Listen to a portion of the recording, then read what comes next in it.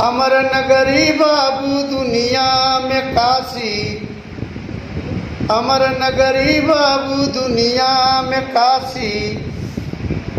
कि उमा संग जवाम अरे रहे अविनाशी, अमर नगरी बाबू दुनिया में काशी।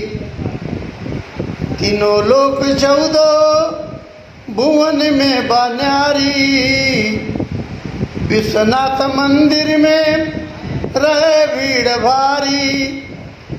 आके धन्य होले अरे दूर दूर के निवासी, अमर नगरी बाबू दुनिया में काशी।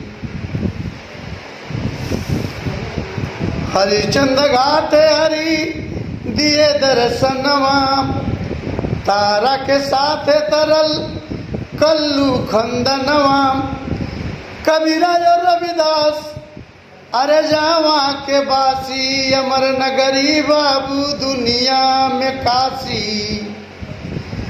जावा के बाटे भैरव बाबा कोतवाल हो, शिक्षा का केंद्र बीएचयू बेमिसाल हो।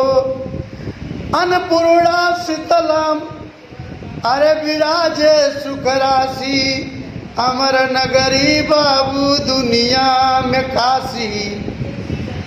पूरे विश्ववासिन के रहे जहाँ ध्यान हो, विश्वनाथ बाबा के जावा मकान हो। कि लाल जी सिया राम कभी रहे ना उदासी, अमर नगरी बाबू दुनिया में काशी, अमर नगरी बाबू दुनिया में काशी।